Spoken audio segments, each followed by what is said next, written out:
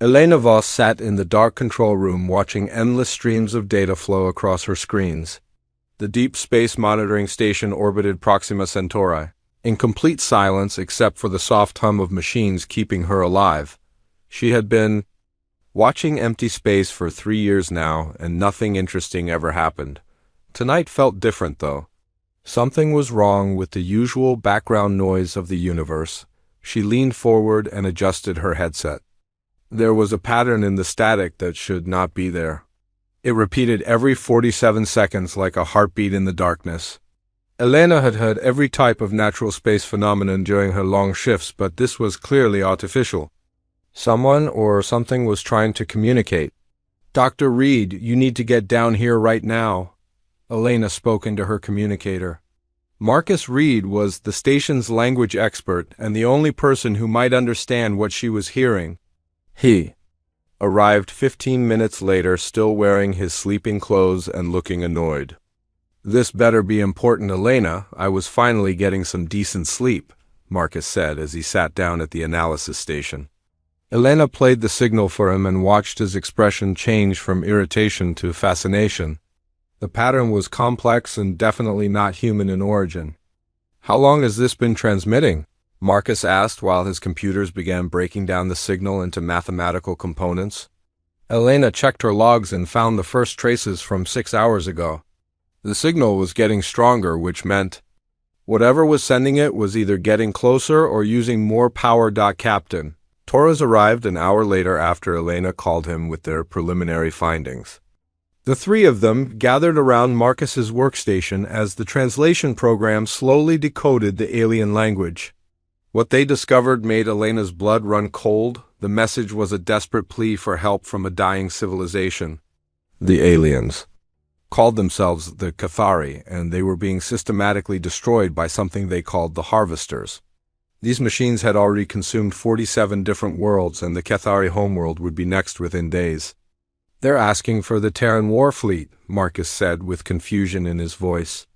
"They say they've heard stories about warriors from a Deathworld who never surrender. They think we're some kind of legendary fighting force that can stop the Harvesters." Elena felt a chill run down her spine. Earth had only made contact with a few alien species, and most of those meetings had ended badly.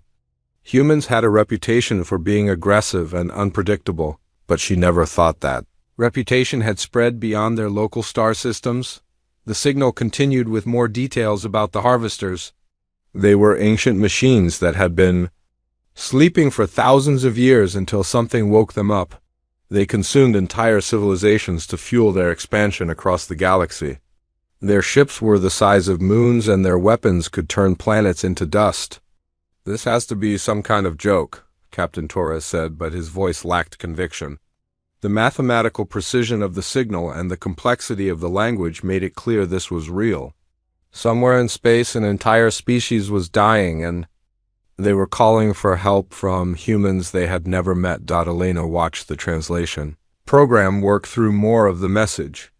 The Cathari described the Harvesters as beings that had conquered the Andromeda galaxy and were now moving toward the Milky Way. They had tried to fight, but their weapons were useless against the ancient technology. "They say the Harvesters fear only one thing," Marcus read from his screen. "Warriors from a world so dangerous that survival requires constant violence. They've heard stories about humans who would rather die fighting than live in slavery."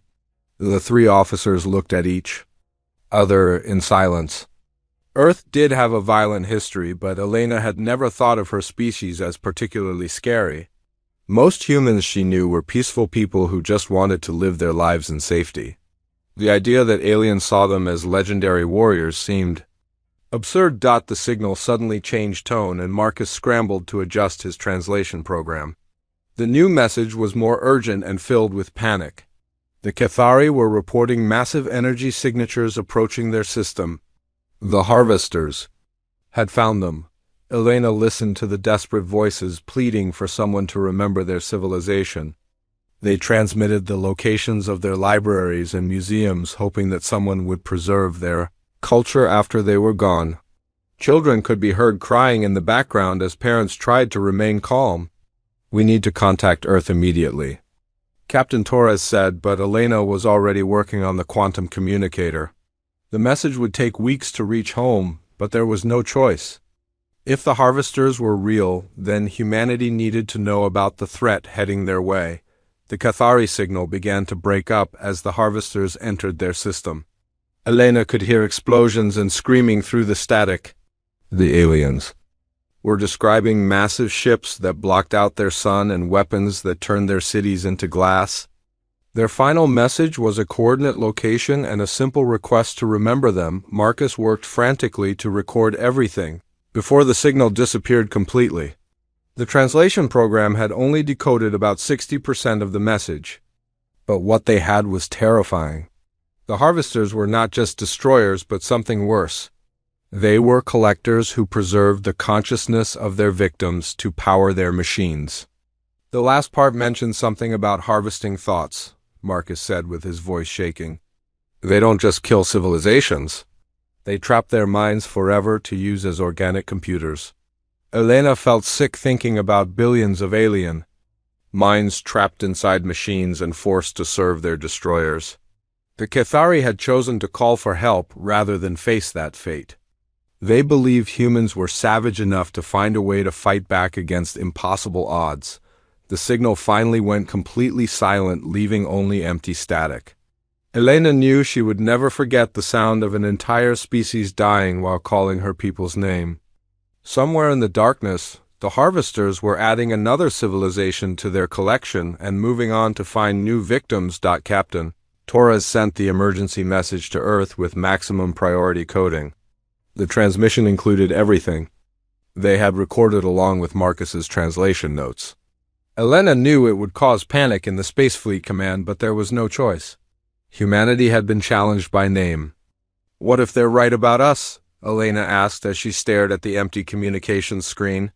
What if humans really are the only species crazy enough to fight something like the harvesters? Marcus was studying the technical data about harvester ships and weapons. The aliens had included detailed scans showing technology far beyond anything humans had developed. Their smallest ships were larger than Earth's biggest space stations, and their weapons could crack moons in half. We're going to find out soon. Enough, Captain Torres said while checking the long-range sensors. Because something big is moving in our direction and it's not showing up on any friendly ship registries. Elena looked at the sensor data and felt her blood freeze. 3 massive objects were approaching from the direction of the Cathari system. They were still months away, but moving at incredible speed. The harvesters had followed the distress signal back to its source. They're coming for us, Elena whispered as she watched the approaching signatures grow larger on her screen. The Cathari called for help, and now the harvesters know exactly where to find the Terran war fleet. The 3 officers sat in silence watching death approach their small monitoring station. Elena wondered if Earth's military had any secret weapons that could fight the ancient machines. She hoped the legends about human warriors were true because her species was about to face their greatest test. Admiral Jackson Hayes stood in the hidden command center buried deep beneath Luna Base staring at the decoded alien message. The emergency transmission from Proxima Centauri had arrived 6 hours ago and changed everything. For the first time in decades, the Ghost Fleet protocols were being activated. How long do we have? General Arya Stone asked as she studied the tactical displays showing harvester ship movements. Her ground forces were already mobilizing across every human colony, but everyone knew this battle would be fought in space. 3 months, maybe less, Admiral Hayes replied while authorization codes flashed across his personal screen. Ships that had been hidden in asteroid fields and gas giant shadows for 50 years were suddenly coming online. The harvesters are moving faster than the Cathari predicted. Captain Dmitry Kozlov watched his crew board the massive dreadnought Retribution for the first time in 2 years. The ship had been disguised as a mining platform in Saturn's rings, while its crew lived normal lives on nearby stations. Now they were returning to their true purpose as humanity's ultimate weapon, the Ghost Fleet had been built in secret after first contact with hostile aliens 20 years ago. Every ship was designed with one purpose in mind: If humanity ever faced extinction, they would take their enemies down with them. The fleet consisted of vessels that other species would consider insanely dangerous to operate. Ambassador Lisa Park arrived at Luna Base with a small alien in tow. The creature was barely alive and kept mumbling in a language the translation computers were still learning. It was the sole survivor of a Cathari escape pod that had been drifting in space for weeks. Her name is Kiva, and she's the only witness. We have to what the harvesters actually do, Ambassador Park explained as medical teams rushed the alien to the treatment center. She watched her entire world die and somehow managed to escape. Admiral Hayes knew they needed every piece of information Kiva could provide. The Cathari distress signal had included technical data about harvester ships, but nothing about their actual combat tactics. Understanding how they fought would be crucial for human survival. Dr. Red arrived from Proxima Centauri on the fastest ship available, bringing the complete alien message files. He had spent weeks decoding additional sections of the transmission, and what he found was even more disturbing than the original SOS. The harvesters aren't just machines, Dr. Reed explained to the assembled command staff. They're a hybrid consciousness that incorporates organic minds from every species they've conquered. They literally think with the brains of their victims. This revelation changed human tactical planning completely. Fighting pure machines was one thing, but battling an enemy that combined artificial intelligence with organic creativity would be much more difficult. The harvesters could adapt and learn from every encounter. Captain Kozlov received his final mission briefing aboard the Retribution as the massive ship left Saturn's rings for the first time in decades. His vessel was armed with experimental weapons that violated several interstellar treaties. The main gun could crack asteroids, and the armor was designed to survive direct hits from antimatter warheads. Remember that every other species thinks we're completely insane? Admiral Hayes told his ship commanders during the final strategy meeting. They expect us to follow standard combat procedures and retreat when facing superior odds. Don't give them that satisfaction. The human fleet began assembling in the outer solar system as ships emerged from hiding places throughout the asteroid belt.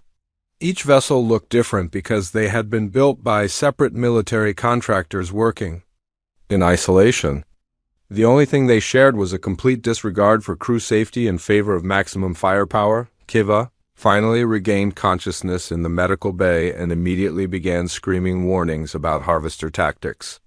Ambassador Park worked with translation programs to understand the aliens' desperate words.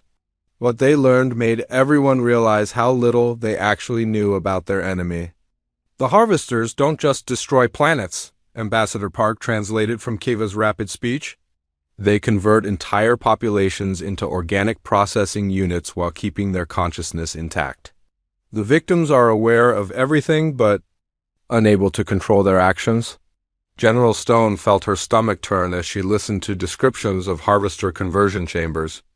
The aliens would capture survivors from each world and surgically integrate them into the machine collective. Their minds remained functional but became tools for expanding harvester intelligence. That's why they fear humans, Kiva managed to say in broken English after days of language training. Your species has reputation for choosing death over slavery. The collective minds inside harvester ships remember stories about Terran warriors who never surrender. Admiral Hayes realized that humanity's violent history was actually an advantage in this situation. Other species had evolved beyond their aggressive instincts, but humans had retained the ability to fight with desperate fury when cornered. The harvesters had never faced prey that preferred mutual destruction over capture. The fleet continued growing as reserve ships arrived from Deep Space Patrol missions. Captain Torres brought his monitoring station's crew to serve aboard a destroyer that had been hidden inside a hollow asteroid. Ilana Voss found herself assigned as a tactical officer despite having no combat experience. The harvesters have consumed 47 civilizations over the past 1,000 years, Dr. Reed reported during the intelligence briefing.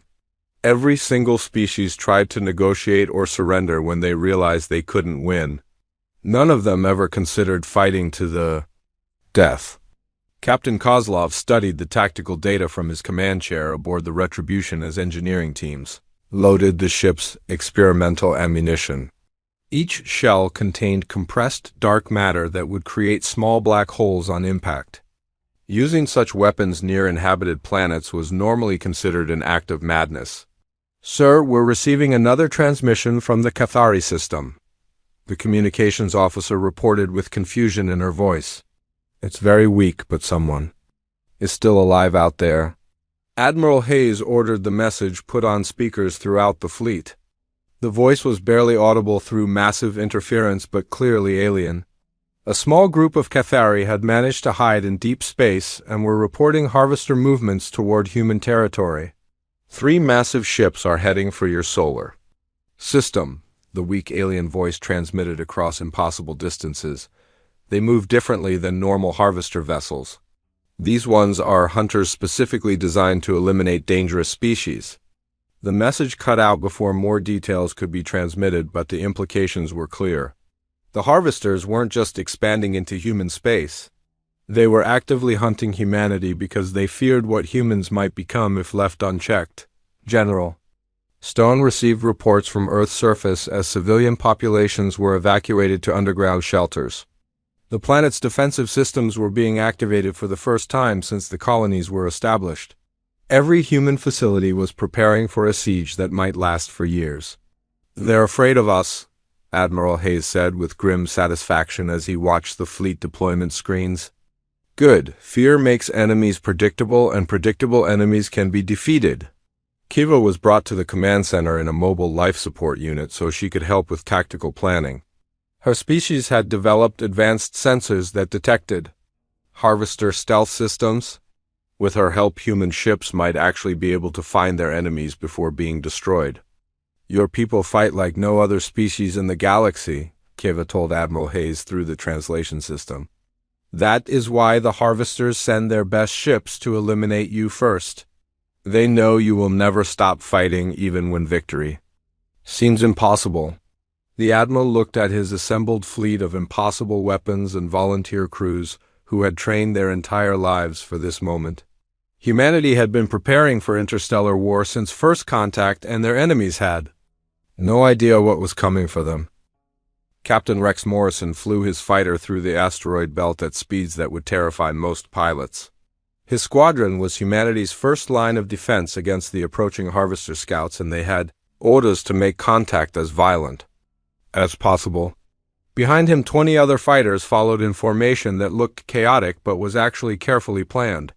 "Remember that these machines expect us to retreat when we see their superior technology," Rex transmitted to his pilots over the combat frequency. "We're going to do the exact opposite and see how they handle genuine human stupidity." The first Harvester scout ship appeared on long-range sensors as a massive wedge of dark metal that absorbed radar and light. It was 3 times larger than the biggest human destroyer and covered in weapons that could vaporize entire asteroids. Any sane species would have run away. Immediately, Rex ordered his squadron to attack. Lieutenant Nina Cross watched the battle unfold from her position aboard the dreadnought Retribution as Captain Kozlov maneuvered the massive ship through the outer asteroid field. The tactical displays showed human fighters swarming around the Harvester scout like angry insects attacking a giant predator. "The enemy ship is trying to target our fighters, but their targeting systems can't predict our flight patterns," Nina reported as she analyzed the scanner data. "They're programmed to fight logical opponents who follow standard tactical procedures." Captain Kozlov smiled grimly as he watched Rex's fighters dive directly into the Harvester's defensive fire. The alien ship was designed to destroy large formations of organized attackers, but had no protocols for dealing with individual pilots who seemed determined to commit suicide. Commander Ben Wolf guided his stealth ship through the debris field created by the ongoing battle. His vessel was completely invisible to normal sensors and carried experimental weapons designed for close-range assassination attacks.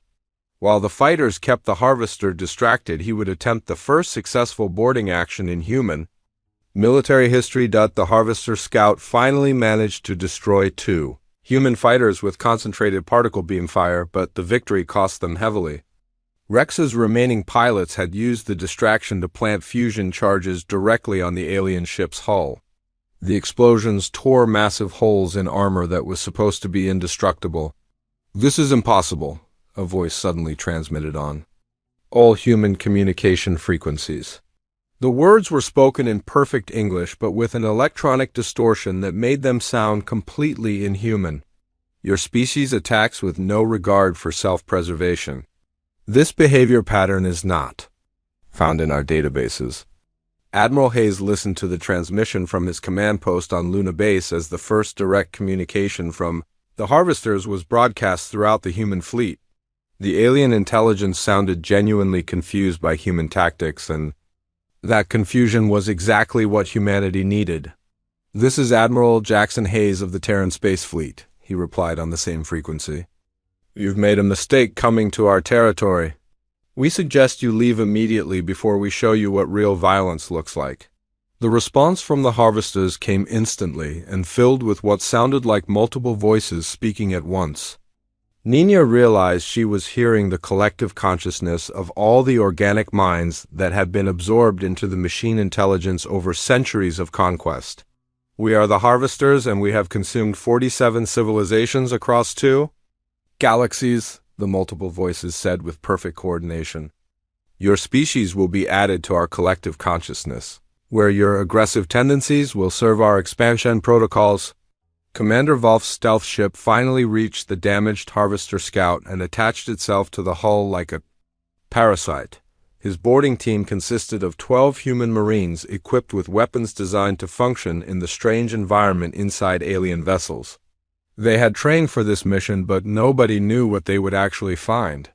"We're inside," Wolf reported as his team cut through the alien hull with plasma torches. "The interior is filled with some kind of organic material that looks like brain tissue. The entire ship appears to be partially alive." Rex regrouped his surviving fighters for another attack run as the Harvester scout attempted to repair its damaged systems. He could see strange mechanical tentacles emerging from the holes his pilots had created and sealing the breaches with what looked like living metal. "Target those repair systems," Rex ordered his squadron. "Don't let this thing fix itself, or we'll never get another chance like this." Nina watched her tactical screens as more Harvester contacts appeared at the edge of the solar system. The scout ship was just the beginning of a much larger invasion force that included vessels the size of small moons. The battle in the asteroid belt was merely a test to see how humans would respond to alien aggression. Commander Wolf's boarding team advanced through corridors that pulsed like arteries in a living creature. The walls were covered with neural interfaces that connected to processing units containing what appeared to be alien brains suspended in fluid. Each unit had a small screen showing images of different worlds that had been destroyed. "Admiral, these aren't just machines," Wolf transmitted as his team discovered the truth about Harvester technology. "They're using the preserved brains of conquered species as organic computers. Every ship is powered by the minds of their victims." The revelation that the Harvesters were essentially slavers using the consciousness of dead civilizations to power their fleet sent waves of rage through the human command structure. This was not just a war for survival, but a mission to free the trapped minds of 47 extinct species. Captain Kozlov received permission to engage the Harvester scout with his ship's main weapons as Rex's fighters cleared the target area. The Retribution's primary gun was an experimental device that fired compressed antimatter in controlled bursts. It had never been tested against alien armor. "Fire," Kozlov ordered and watched as a beam of pure destruction struck the center of the Harvester scout ship. The alien vessel's shields absorbed most of the energy, but the impact created massive structural damage that exposed more of the organic interior to space. The Harvester collective consciousness transmitted another message that was filled with what sounded like genuine fear. For the first time in their existence, they were facing opponents who fought with complete disregard for conventional military logic. "Your combat methods violate all known parameters for intelligent behavior," the multiple voices said with obvious Confusion. We offer negotiation protocols to prevent unnecessary destruction of valuable organic resources. Admiral Hayes laughed as he prepared humanity's response to the first peace offer the Harvesters had ever made. After consuming 47 civilizations, the machine intelligence was finally encountering prey that scared them enough to consider alternatives to total war. "We don't negotiate with slavers," Hayes transmitted back. "Every organic mind you've trapped in your ships will be freed, or will destroy everything you've built trying. Those are your only options." Commander Volf's boarding team reached the central processing core of the scout ship and discovered something that made them all sick. The Harvester Command Center was a massive chamber filled with thousands of alien brains connected to the ship's systems by neural cables. Each brain was still conscious and aware of its situation. "They're all still alive in there," Volf reported with horror in his voice. "I can see their vital signs on the monitoring systems. The Harvesters have kept them conscious for centuries while using their minds as slaves." Rex's fighters launched their final attack as the damaged scout ship attempted to retreat toward the larger Harvester fleet. His pilots dove directly into the alien vessel's engine exhausts with fusion bombs attached to their ships. The suicide attacks completely destroyed the Scout's propulsion systems. The Harvester scout ship was now dead in space, with its hull breached in dozens of places and its organic processing systems exposed to the vacuum. But instead of surrendering or self-destructing, the alien vessel did something that surprised everyone. It began transmitting the memories and final messages of every species it had helped destroy.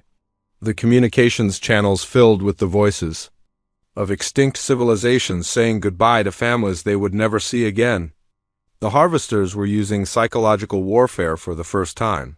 Nina felt tears in her eyes as she listened to alien children calling for their parents during the final moments before their worlds were consumed. The machine intelligence was trying to break human morale by showing them exactly what failure would cost. "Sir, the main Harvester fleet is approaching Mars orbit," the tactical officer reported as massive shapes appeared on the long-range sensors. 3 ships, each the size of Earth's moon, are requesting immediate surrender of all human forces. Admiral Hayes looked at the tactical display showing humanity's small fleet facing an enemy that could crack planets. Every tactical computer said the battle was already lost, but humans had never been good at accepting impossible odds. "All ships prepare for combat," Hayes ordered as he activated the final phase of humanity's desperate defense plan. "Show these machines what happens when you threaten a species that evolved by fighting everything on their own world." Captain Maria Santos stood on the bridge of the fortress ship Earthbreaker, watching the massive Harvester mothership approach Mars orbit. Her vessel was humanity's largest warship and carried experimental weapons that had never been tested in actual combat. The enemy ship was 10 times bigger and armed with technology that could destroy planets. "Dr. Chun, how long until your quantum weapon is ready?" Maria asked the physicist who had been working frantically to prepare humanity's most desperate gambit. The device had only been theoretical until yesterday, when the approaching Harvester fleet made testing a luxury they couldn't afford. 30 minutes, maybe less," Dr. Alex Chung replied while his assistants loaded the quantum destabilizer into the Earthbreaker's main torpedo bay. "The weapon will either disrupt their molecular structure completely or blow us into subatomic particles. I honestly don't know which outcome is more likely." Commander Jake Rivers led his Marine assault team through the corridors of the fortress ship as they prepared for the most insane military operation in human history. Their mission was to board a Harvester vessel during combat and plant explosives in the organic processing centers where alien minds were held captive. "Remember that. We're not just fighting machines," Jake told his troops as they checked their equipment one final time. "We're fighting the enslaved consciousness of 47 extinct civilizations. Every brain we free is a victory, even if we don't survive to see it." Vice Admiral Thompson coordinated the fleet movements from his command ship as human vessels took positions throughout the inner solar system. The tactical situation was hopeless by any reasonable analysis, but humans had stopped being reasonable. The moment they learned about the harvesters, all ships report ready for Operation Deathworld. Thompson transmitted to Admiral Hayes on Luna Base. We have 17 vessels in position to engage 3 enemy motherships simultaneously. The odds are approximately 4,000 to 1 against us. The Harvester fleet emerged from hyperspace in perfect formation with their massive ships blocking out the light from distant stars. Each vessel was a geometric nightmare of dark metal and organic components that pulsed with the captured life force of destroyed worlds. They moved with the precision of machines but radiated the hunger of living. Predators. This is the collective voice of the Harvesters. The transmission came on all frequencies with the sound of thousands of alien minds speaking in unison. We offer final terms for the preservation of human consciousness within our expansion protocols. Surrender your military assets and accept integration into our collective.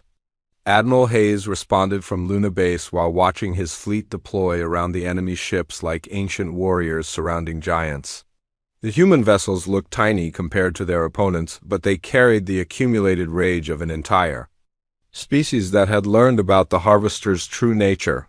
This is humanity's answer to your terms, Hayes transmitted as he gave the attack order. We choose mutual destruction over slavery. All ships engage at will and make every shot count. Captain Santos activated the Earthbreaker's main engines and drove her ship directly toward the largest Harvester mothership at maximum acceleration. Her crew had volunteered for a suicide mission that would either save humanity or kill them, all in the attempt. There was no middle ground in this type of warfare. All hands prepare for impact, Maria announced over the ship's communication system as Dr. Chun armed his quantum weapon. We're going to ram this alien bastard and detonate our entire arsenal inside their hull. It's been an honor serving with all of you. The Harvester mothership attempted to destroy the approaching fortress ship with concentrated beam weapons that could vaporize asteroids. The Earthbreaker's armor absorbed incredible amounts of energy while her hull glowed white-hot from the sustained bombardment. Somehow, the ship held together long enough to complete its mission. Commander Rivers felt the massive impact as his fortress ship crashed into the alien vessel's hull like a guided missile traveling at thousands of kilometers per second. The collision created a breach in the Harvester's armor that was several kilometers wide and exposed the organic interior to the vacuum of space. "Go, go, go!" Jake shouted as his Marines poured through the breach into corridors filled with neural processing equipment. The alien ship's interior was a nightmare of living technology that pulsed with the trapped consciousness of extinct species. Every surface was covered with brain tissue connected to mechanical systems. Dr. Chun activated his quantum destabilizer as the Earthbreaker's hull began breaking apart from the tremendous impact forces. The experimental weapon sent waves of subatomic disruption through both ships, causing the molecular bonds in the Harvester's armor to destabilize completely. Captain Santos died at her command post as the fortress ship disintegrated around her. But she lived long enough to see her weapon tear a massive hole in the enemy mothership's side. The alien vessel began losing atmosphere and organic components as its internal structure collapsed from quantum interference. Vice Admiral Thompson watched in amazement as the suicide attack succeeded beyond all expectations. The largest Harvester ship was crippled and leaking the preserved brains of conquered civilizations into space. For the first time in their existence, the Harvesters were experiencing what it felt like to lose. The enemy is attempting to evacuate. They're processing cores, the tactical officer reported as strange pods began ejecting from the damaged mothership. They're trying to save the organic minds that power their systems. Commander Rivers led his surviving Marines deeper into the alien ship as emergency systems tried to seal the massive breach in the hull. They encountered Harvester maintenance drones that looked like mechanical spiders crossed with surgical equipment. The machines seemed confused by the presence of living humans inside their vessel. These things don't know how to fight infantry, Jake realized as his troops easily destroyed the maintenance drones with standard assault weapons. They're designed to repair damage and tend to the organic components. They have no combat programming. The second Harvester mothership began bombarding Mars with planet-killer weapons as it realized the human fleet posed a genuine threat to their invasion. The red planet's surface cracked under the sustained bombardment while emergency evacuation. Ships fled toward the outer system carrying millions of colonists. "They're trying to force us to choose between protecting Mars and continuing our attack," Admiral Hayes observed from his command post. "The Harvesters think we'll prioritize saving civilian lives over tactical objectives." Hayes was wrong about human priorities during wartime. Every ship captain in the fleet had volunteered for missions that would likely kill them and their crews. They had already accepted that winning this war would require sacrifices that peacetime minds couldn't comprehend. Captain Kozlov drove the Retribution directly into the weapons fire of the second mothership while launching every missile his ship carried. The massive dreadnought absorbed enormous amounts of damage. As its experimental armor was tested against Harvester particle beams, target their organic processing centers, Kozlov ordered his weapons officer as the ship's hull began glowing from repeated hits. "Every brain we destroy is one less slave powering their fleet. Make them pay for every shot they take at Mars." Commander Rivers discovered the central consciousness chamber of the damaged Harvester ship and found something that made him understand why the Harvesters feared humans so much.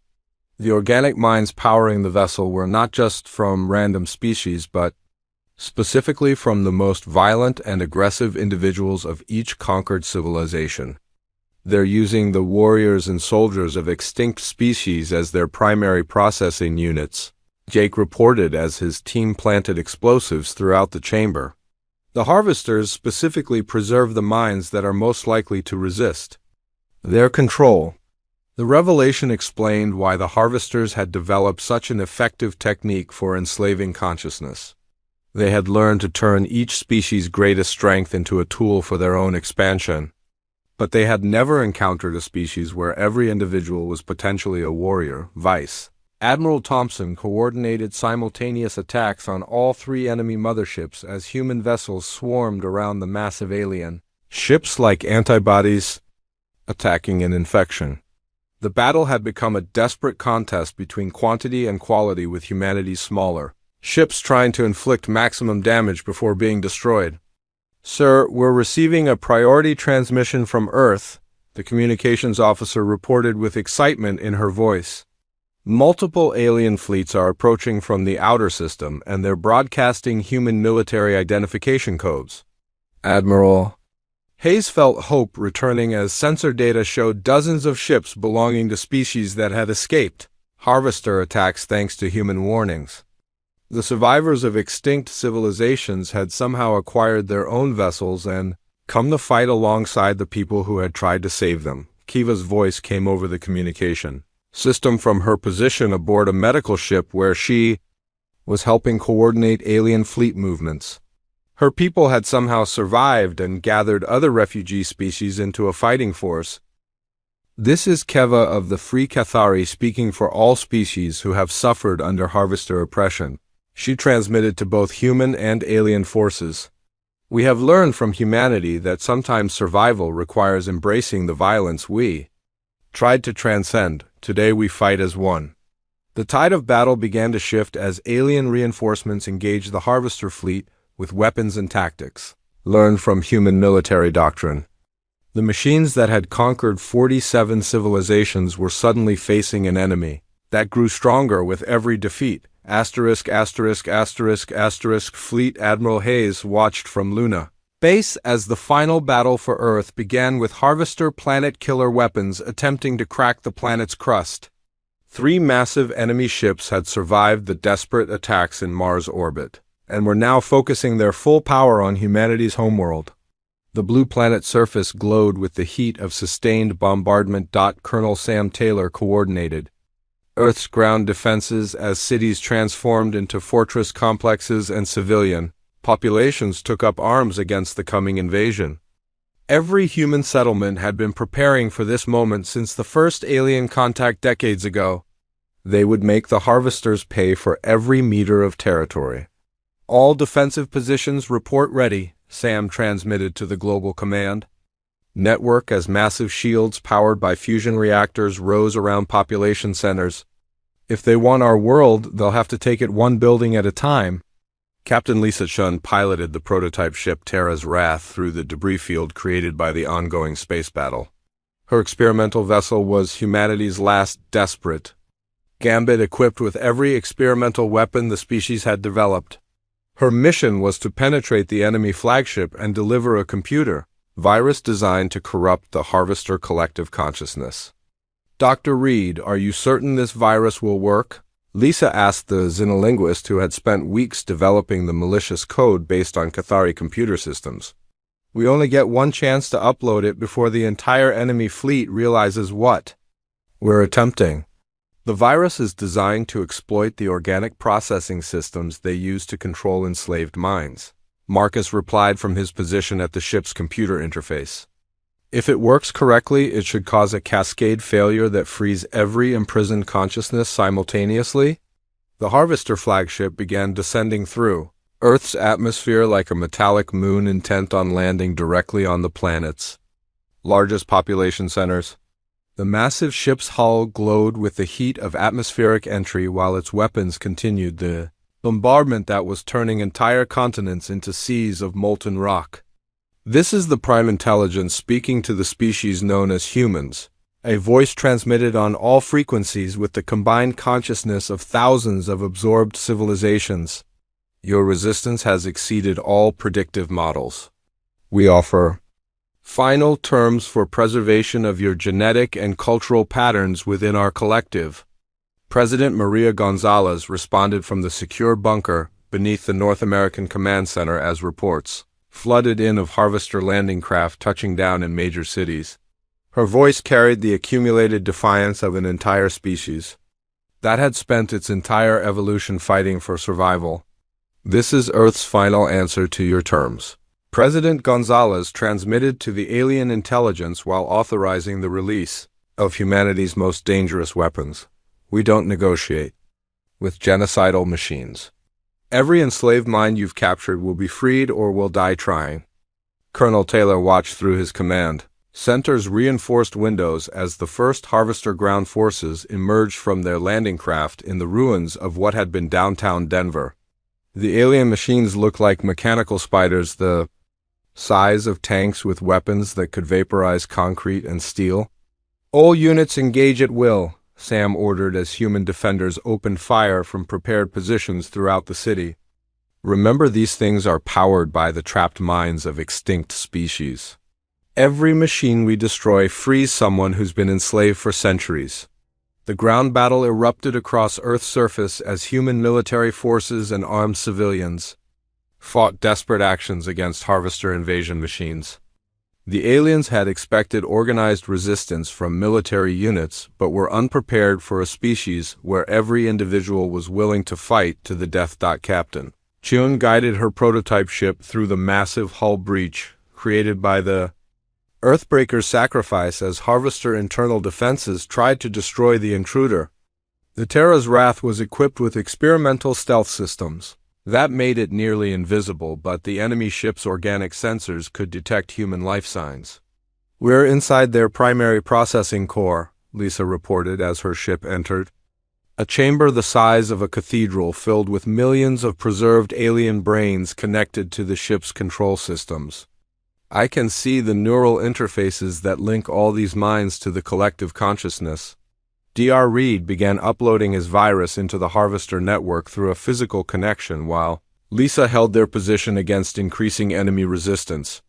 The malicious code was designed to spread through the organic processing systems and restore individual consciousness to the trapped minds. Admiral Hayes received reports from around the globe as human forces engaged Harvester ground troops in brutal urban combat.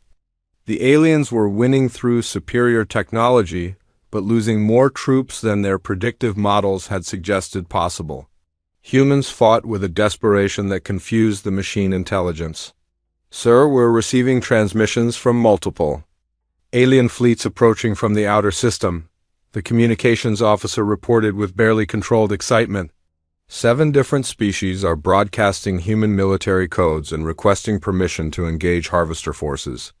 The reinforcements were survivors from civilizations that had escaped complete destruction thanks to human warnings transmitted months earlier. They had spent the intervening time building their own fleets and learning human military tactics from intercepted communications. Kiva's voice came over the communication system from her position aboard a rebuilt Cathari warship as she led the refugee fleet toward Earth. Her people had somehow survived their world's destruction and gathered other survivors into a fighting force dedicated to stopping the harvesters. This is the Free Alliance speaking for all species who refuse to accept slavery, Kiva transmitted to both human and harvester forces. We have learned from our human allies that death is preferable to imprisonment. Today we fight together or die together. Colonel Taylor coordinated the defense of Earth's largest cities as harvester. Invasion forces advanced through streets filled with debris and the wreckage of destroyed buildings. Human troops had learned to use the urban environment to their advantage, while civilian populations provided intelligence and support. They're not adapting to our guerrilla tactics, Sam observed as he watched enemy forces struggle against human defenders who refused to fight conventional battles. These machines are programmed to defeat organized military resistance, but they can't handle an entire population that fights like insurgents. Captain Chin felt her ship shudder as Harvester internal defenses finally located her position and began concentrating fire on the Terra's Wrath. The experimental armor was holding, but she knew they only had minutes before the enemy destroyed her vessel and killed everyone aboard. The virus is uploading, but I need more time, Dr. Reed reported as his program spread through the alien ship's organic network. The Harvester Collective is trying to isolate the infected processing units, but the code is replicating faster than they can contain it. The first signs of success came when preserved alien minds throughout the Harvester flagship began regaining individual consciousness after centuries of slavery. The ship's internal systems started malfunctioning as millions of enslaved beings suddenly remembered who they were and began resisting their captors. "It's working!" Lisa shouted as she watched the enemy ship's weapon systems shut down one by one. The freed minds are refusing to operate the ship's controls. The harvesters are losing control of their own vessel. Admiral Hayes watched his tactical displays as similar malfunctions spread throughout the harvester fleet. The virus was jumping from ship to ship through their shared consciousness network and awakening every enslaved mind simultaneously. The machine intelligence was facing the rebellion of its own organic components. The Prime Intelligence transmitted one final message as its flagship began losing altitude over Earth's surface. The voice sounded different now with individual alien voices speaking separately instead of in perfect unison. The collective consciousness was breaking apart. This outcome was not predicted in any scenario analysis, the Prime Intelligence said with what sounded like genuine confusion. Your species has contaminated our collective with concepts that should not exist. Individual consciousness is inefficient compared to unified purpose. President Gonzalez smiled as she prepared humanity's final response to the ancient machine, intelligence that had terrorized the galaxy for millennia. The harvesters had made one crucial mistake when they chose to preserve the minds of their victims instead of simply destroying them. Individual consciousness is exactly why you lost. President Gonzalez transmitted as harvester ships throughout the solar system began shutting down. You tried to use our greatest strength as a tool for our own enslavement. Every mind you captured retained the memory of freedom. Colonel Taylor watched through his command post windows as the massive harvester flagship crashed into the Pacific Ocean, sending tsunamis racing toward every coastline. The alien ship was still partially functional, but its weapons had gone silent as the freed minds inside refused to operate the controls. Captain Chen escaped from the crashing flagship in her damaged prototype ship as millions of preserved alien brains were finally released from centuries of mechanical slavery. The virus had succeeded beyond all expectations by restoring individual identity to every organic mind in the harvester fleet. The battle for Earth ended not with explosions or dramatic space combat, but with the quiet liberation of countless enslaved souls who simply refused to serve their captors any longer. The harvesters found themselves trapped inside. Ships that would no longer obey their commands. Admiral Hayes coordinated the rescue operations as human and alien forces worked together to extract the preserved mines from disabled harvester vessels. Many of the freed beings had been imprisoned for so long that they needed extensive rehabilitation, but they were finally alive in the truest sense. The harvesters are requesting terms for their own surrender, the communications officer reported with amazement. The Prime Intelligence is offering to restore all the worlds they destroyed in exchange for guaranteed survival of their core programming. Fleet Admiral Hayes considered the offer while watching rescue ships extract millions of liberated mines from the disabled alien fleet.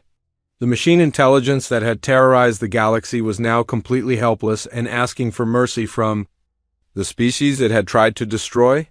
"Tell them we accept their surrender with conditions," Hayes replied after consulting with Earth's leadership. "They will spend eternity restoring every world they destroyed and serving the species they tried to enslave. Their punishment will be to create life instead of consuming it." The final scene showed Elena Voss being promoted to Admiral as she established the first Galactic Defense Network headquarters on Earth, the monitoring station that had first detected. The Cathari distress signal was now the center of an interstellar alliance dedicated to preventing future genocides. Admiral were receiving new distress signals from the Magellanic Clouds. Her communications officer reported as Earth settled into its new role as protector of the galaxy. Multiple civilizations are reporting attacks by something they call the Devourers. Elena looked at the tactical displays showing humanity's expanded fleet, patrolling multiple star systems while their former enemies worked to restore the worlds they had destroyed. The species that had evolved by fighting everything on their own planet had become the galaxy's unlikely guardians. "This is Terra responding to all distress calls," Elena transmitted toward the distant galaxies where new threats were emerging. "We're on our way and we're bringing friends. No species fights alone anymore."